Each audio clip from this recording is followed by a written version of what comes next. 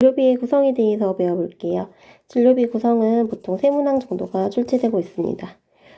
총 진료비를 구성하는 항목으로는 진찰료, 행위료, 약재료, 재료대, 가산율 이 5가지 항목이 있는데, 이 총 진료비는 본인 부담금과 이제 이건 환자분이 내는 금액과 또 청구를 해서 받을 수 있는 금액으로 해서 나뉘고 있는데요. 이 진찰료 총 본인 부담금을 계산하는 문제가 나오기도 하고요. 이 행위료라던가 약재료, 재료대 이 항목들로 인해서 구분할 수 있는 보기가 나오는데 보통 약재료랑 재료대가 많이 섞여서 나오거든요. 다음 보기 중 아닌 것은 이런 식으로 나오기 때문에 무슨 항목들이 있는지 좀 봐주시면 좋을 것 같아요. 그리고 가산율 같은 경우는 행위에 따라서 조금 더 비용을 받을 수 있는 건데, 예를 들어서 공휴일이나 야간 같은 이제 시간에 따라서 조금 더 가산이 되는 경우도 있고, 소아나 노인처럼 이제 진료 행위가 어려울 경우에 따라서 가산이 되는 경우도 있어요. 뒤에서 조금 더 자세히 배워볼게요. 진찰료예요. 진찰료 같은 경우는 우리 기본 진찰료가 초진이냐 재진이냐에 따라서 나뉘고요. 외래관리료가 포함이 되어 있어요. 이 외래관리료란 처방에 대한 비용을 지급해 주는 건데, 예를 들어 우리가 처방전을 냈는데 처방전이 삭감이 되어서 오면은 이 외래관리료가 삭감이 되어서 온다라고 보시면 되세요. 그래서 이제 진찰료는 초진과 재진으로 해서 나뉘는데, 이제 초진이냐 야간이냐 이런 식으로 또 나뉘기도 해요. 이제 초진은 저희 치과에 처음 오는 환자, 이제 기관에 처음 치료를 받은 환자, 경험이 없는 환자를 말하는 거고, 혹은 종결되고서 새로 진료를 받는 환자들을 뜻해요.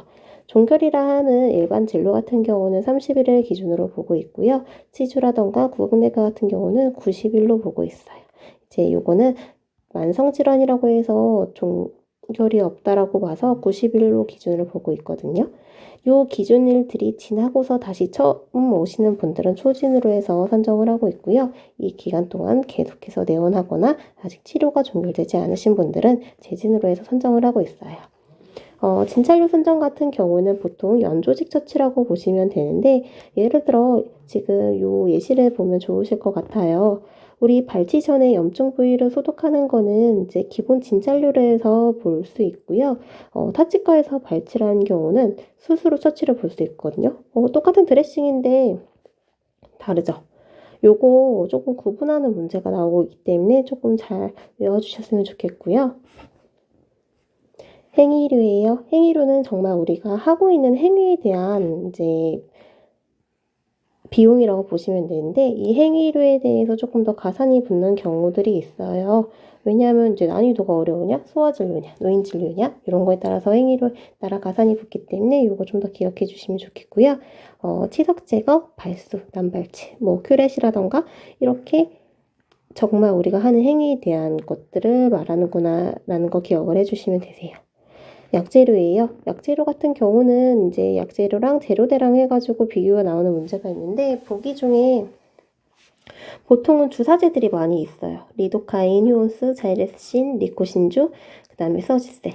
여기에 추가적인 걸로 다이칼이 나올 수가 있거든요. 다이칼은 치소 복조하는 건데, 이거는 이제 약재료가 아니라는 거 기억을 꼭 해주셔야 돼요. 틀린 보기로 다이칼 조금 많이 나온다. 기억을 해주시고, 예를 들어서 마취를 했다. 마취를 했을 경우에 마취 행위는 행위죠. 행위, 그 다음에 리도카인 같은 경우는 약재. 그 다음에 의약품 관리료고 해서 우리가 약재를 보관하고 있는 비용을 조금 더 산정을 해주는 거거든요. 이렇게 해서 우리가 마취를 했을 경우는 이렇게 항목을 받을 수 있다는 거 기억을 해주시고요. 재료대예요. 재료대는 약재료랑 비교해서 많이 나오기 때문에 약재료랑 재료대랑 헷갈리지 않으셔야 되세요. 이건 치과 재료에 대한 습관인데, 보통 이 재료들은 우리가 신고해서 하는 것들이라 많이 없어요. 좀 기억을 해주시면 되겠고요. 봉합사, 실크, 그 다음에 그 다음에 나이타이 파일, 엔도알테스는 그 다음에 또 파일. 아니면 이 보호 임플란트가 되어 있다면 픽스처라던가 어버트먼트 같은 경우 재료 수가로 받을 수 있다.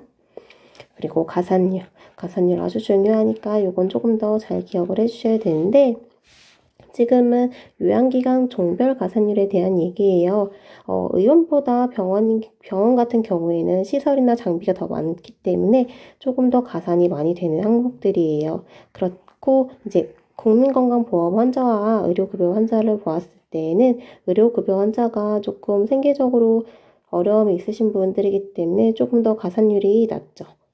이제 양쪽에 비해서. 그래서 이 표는 꼭 외우고 들어가셔야지 문제를 풀 수 있는데, 예를 들어서 나라는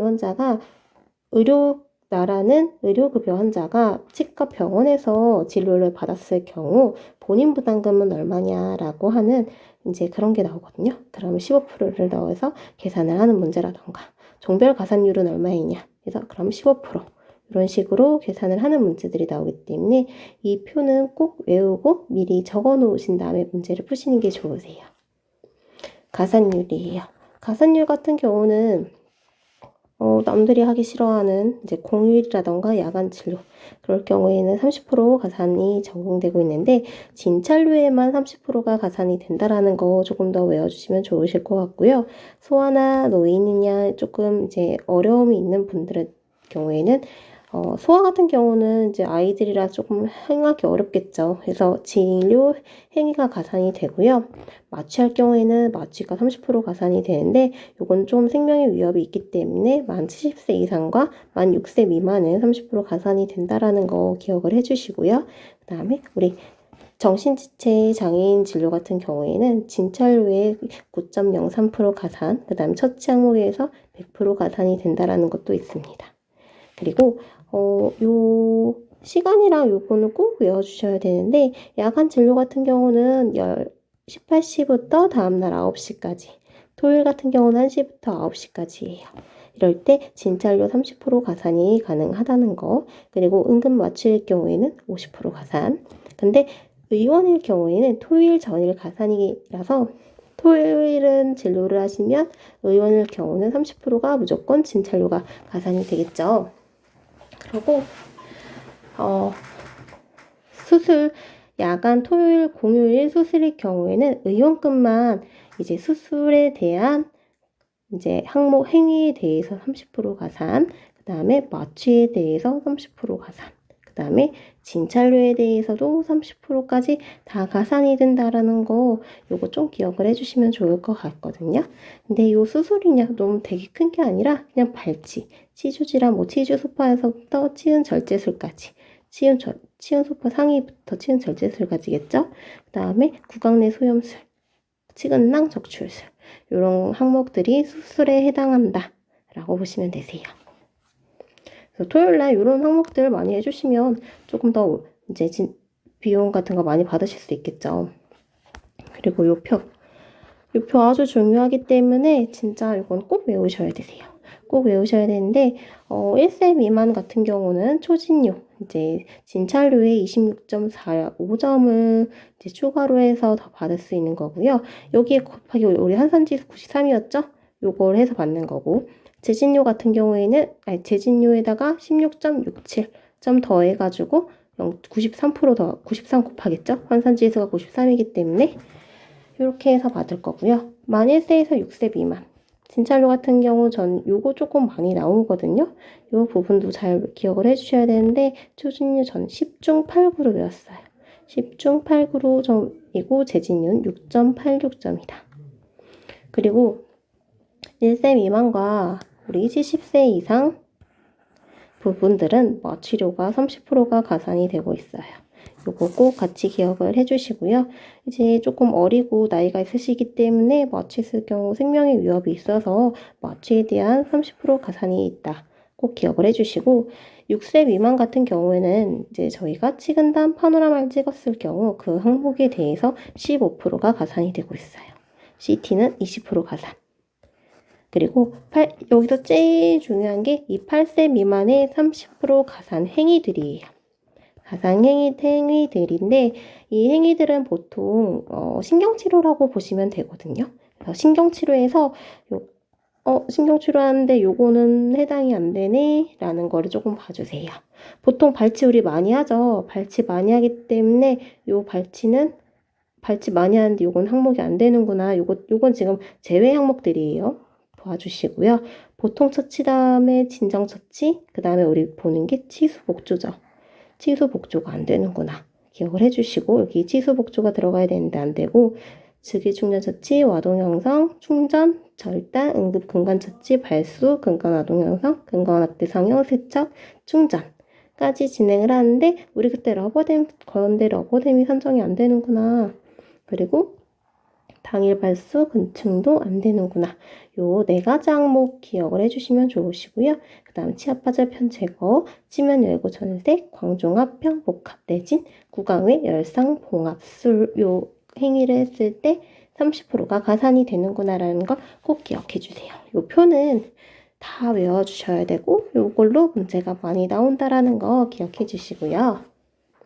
자, OX 문제예요. 요 문제 풀면서 한 번 더 다지고 지나갈게요. 치과의원의 국민건강보험 대상자의 종별가산은 15%이다 라고 묻는 문제네요. 지금 종별가산 묻는 문제인데 종별가산 물으면 우리 표 바로 그릴 수 있어야 돼요. 15, 15, 20, 11로 해가지고 의원, 병원, 그 다음에 여기는 국민건강보험 환자, 의료급여 환자. 지금 문제 묻는 거 보니까 치과의원의 국민건강보험 대상자라고 해요. 그럼 우리 종별가산율 얼마예요? 15%죠. 종별가산율은 15%이다. 정답이죠. 만 6세 미만 소아의 치근단 방사선 촬영 시 10% 가산된다. 우리 만 6세 미만 소아의 치근단 방사선 플러스 파노라마 촬영 시 15% 가산된다고 말씀드렸어요. CT의 경우는 20% 가산된다는 거 꼭 기억을 해주시고요. 만 8세 미만 소아의 응급근간 처치 시 30% 가산된다. 우리 만 8세 미만의 소아 환자들 가산 항목들 기억을 꼭 해주셔야 된다고 했는데 보통은 신경치료 항목들이었어요. 이 신경치료 항목들에서 제외 항목 4가지 기억해달라고 했는데 유치, 발치, 그 다음에 치수, 복조, 그리고 러버댐, 당일 발수, 근충 있었죠. 우리 응급근간 처치는 30%의 가산 항목이 맞다. 맞죠.